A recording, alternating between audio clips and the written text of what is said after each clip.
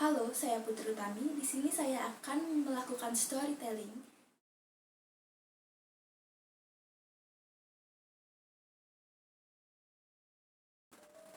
Dahulu kala, hiduplah seorang putri yang sangat cantik bernama Putri Kadita. Karena kecantikannya, orang-orang sering memanggilnya Dewi Srengenge, yang berarti matahari yang cantik. Ayahnya adalah seorang raja bernama Raja Muningwangi. Meskipun telah memiliki seorang putri yang cantik, sang raja tetap tidak merasa bahagia. Bagaimanapun, ia menginginkan seorang putra sebagai pewaris tahta. Akhirnya sang raja memutuskan untuk menikah lagi dengan seorang wanita bernama Dewi Mutiara. Dari pernikahan tersebut, mereka dikaruniai seorang putra. Dewi Mutiara ingin memastikan putranya menjadi raja masa depan dan ia harus memastikan hal tersebut terjadi. Dewi Mutiara menemui sang raja dan memintanya untuk mengirimkan putrinya ke tempat yang jauh. Tentu saja sang raja menolak dengan tegas.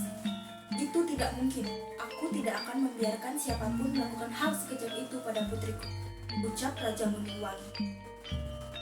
Dewi Mutiara merasa geram, namun ia tetap tersenyum di hadapan sang raja dan berusaha menenangkan amarahnya.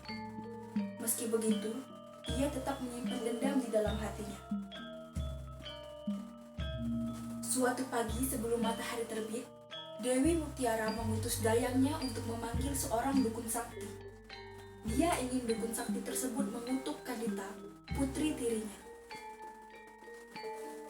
Aku ingin tubuhnya dipenuhi dengan kudis dan gatal-gatal. Jika kamu berhasil, aku akan memberimu hadiah yang tidak pernah terbayangkan olehmu sebelumnya. Dukun sakti melaksanakan perintah sang ratu. Pada malam hari ketika Putri Kadita terlelap tidur, asap berbau busuk memenuhi kamarnya. Pagi hari begitu ia terbangun, ia sangat terkejut melihat sekujur tubuhnya dipenuhi kudis dan berbau busuk. Ia sangat sedih dan tidak tahu harus melakukan apa. Begitu sang raja mengetahui hal tersebut, sang raja juga sangat sedih. Ia memanggil banyak tabib untuk menyembuhkan penyakit putrinya. Hari demi hari berlalu dan tak seorang tabib pun mampu menyembuhkan putrinya. Raja kemudian menyadari bahwa penyakit putrinya bukanlah penyakit biasa. Seseorang pasti telah mengirimkan kutukan atau sihir.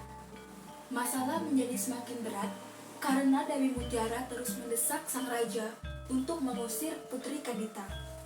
Putrimu akan membawa kesialan bagi seluruh negeri, ucap Dewi Mutiara. Karena sang raja tidak ingin putrinya menjadi desas-desus buruk di seluruh negeri, dengan terpaksa ia pun memutuskan untuk mengusir Putri Kadita ke tempat yang jauh. Putri Kadita pergi sendiri dan ia tidak tahu harus pergi kemana. Dia hampir tidak bisa menangis lagi. Hatinya sangat mulia. Ia tidak berprasangka buruk sedikit pun terhadap ibu tirinya. Dia bahkan meminta perlindungan Tuhan untuk senantiasa menemaninya melewati kesengsaraan.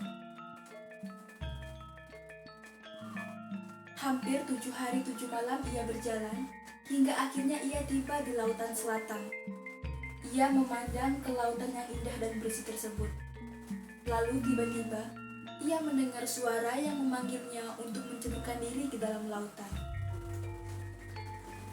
Akhirnya Putri Kadita berjalan memasuki lautan. Ketika air laut selatan menyentuh kulitnya, keajaiban pun terjadi. Seluruh kudis di tubuhnya menghilang, dan bahkan ia menjadi lebih cantik dari sebelumnya. Tidak hanya memiliki kemampuan memerintah lautan selatan, ia bahkan menjadi peri bernama Nyi Roro Kidul atau Ratu Pantai Selatan yang hidup selamanya.